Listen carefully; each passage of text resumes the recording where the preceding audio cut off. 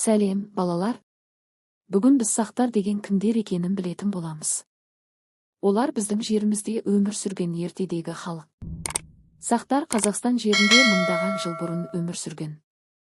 Олардың өмірі дала мен мал шаруашылығына байланысты болған. Сақтар мықты атты әскерлер болған. Олар жылдам жылқыда жорыққа шыққан. Сақтар аң аулауды жақсы білген. Олар садақпен аңға шыққан. Сақтар мал бағуды жақсы көрген. Олар жылқы, қой және сиыр өсірген. Әйелдер киім тігіп, заттар жасаған. Олар отбасын және ауылды қамтамасыз еткен. Сақтар әшекейлерді жақсы көрген. Олар алтын және күміс бұйымдар киген. Сақтар батырларын үлкен кесенелерге жерлеген. Бұл олардың құрмет көрсету тәсілі. Балалар далада ойнаған.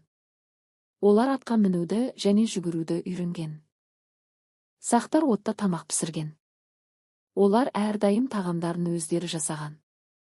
Атқа міну сақтар үшін өте маңызды болған. Олар балаларды ертеден үйреткен.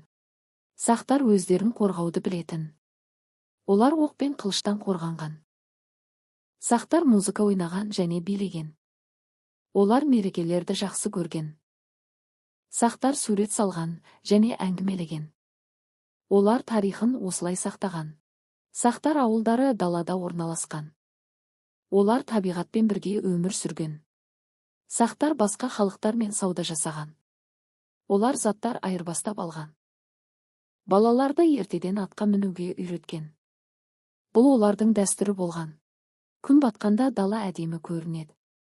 Аттар жайылып ойнайды. Сақтар аспанға қарап ойлаған. Олар болашаққа жоспар құрған. Енді біз сақтар туралы көп білдік. Келесі сабақта тағы жаңа нәрсе үйренеміз. Осымен балалар сабағымыз аяқталды. Келесі сабақты көру үшін менің каналыма тіркеліп, лайк басып пікір жазуды ұмытпа.